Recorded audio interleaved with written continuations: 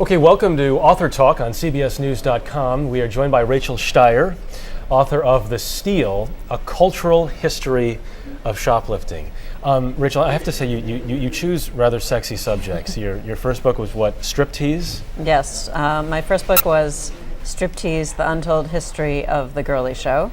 Your second book was Gypsy. Yes, that's right. My second book was Gypsy, which was a short biography of Gypsy Rose Lee, whose moniker was the striptease intellectual. That's what drew me to her. Okay. Okay. And now we have The Steal. We have The Steal, yes. Where did the idea of writing about shoplifting come up? In 2002, I was procrastinating, trying to not finish my first book, and the Winona Ryder trial was up. So I really first got the idea while reading the transcripts of the hearings of the Ryder trial and the trial itself.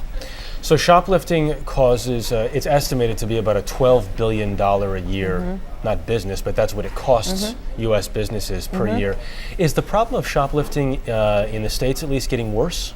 It's gotten worse over the last few years. It's definitely tied to the recession, although nobody really knows how exactly it's tied to the recession. In other words, generally speaking, the objects or products that people steal are not products that they need, like a loaf of bread.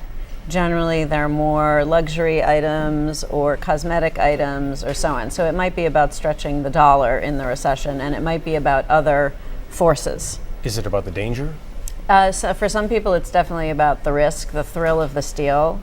Definitely. I think there's also organized gangs who are stealing huge quantities of items, and there's a lot of debate within the retail industry as to who is stealing the most. Is it the gangs or is it individuals? Generally speaking, when individuals steal, individuals who are more well off steal more often than those who may need it more? Yes, that's right. That's right. There's the largest study ever done on shoplifters is a study out of Columbia University. It studied 40,000 people.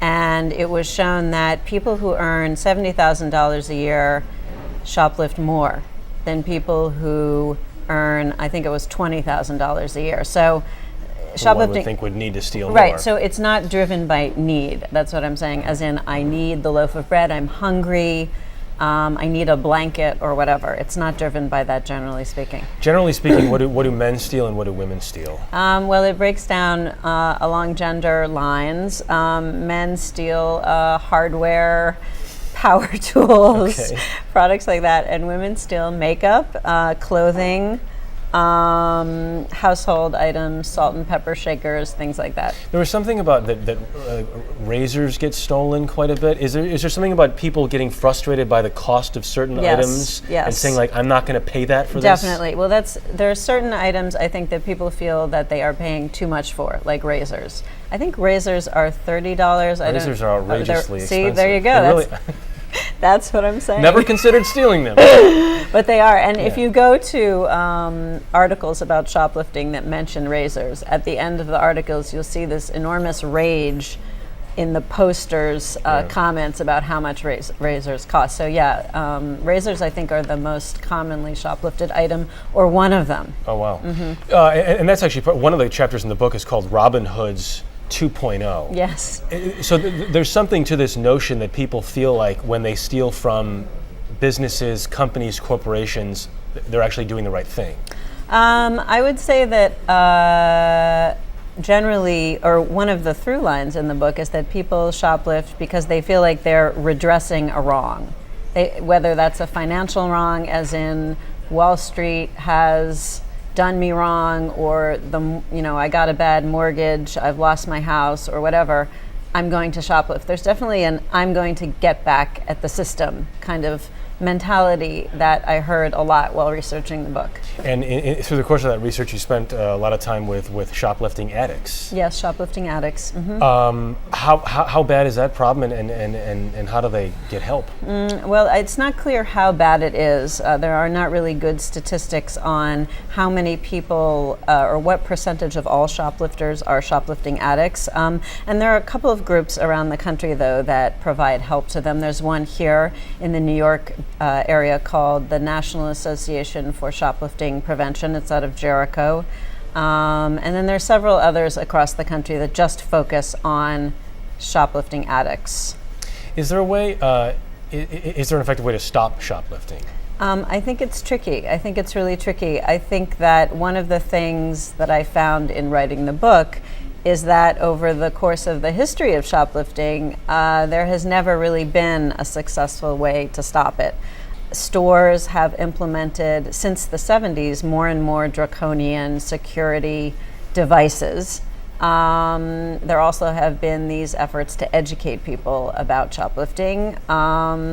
And neither of those things really seems to have helped. In the past, there's also been execution, as in shoplifters were hanged. And I was going to ask you about some of the punishments. You talk about draconian. That's that's pretty draconian, right? Right. But I mean, I think if you go into a store now, it's rare to see items of clothing, for example, that do not have security tags on it. And it's rare to go into a store that does not have an electronic article surveillance system, where if you go out and you have a tag on the item, the system will go off, an alarm will ring. But that doesn't stop shoplifting. I was going to say, is that an effective prevention method, or it depends who you talk to. I mean, I think to me, shoplifting is still going up, despite these technologies, which continue to get more extreme every year. Every year, some inventor invents some new thing that's supposed to end shoplifting. So far, that hasn't happened. And they make a lot of money off it. They make a lot of money. It's really expensive for stores to input these systems, definitely.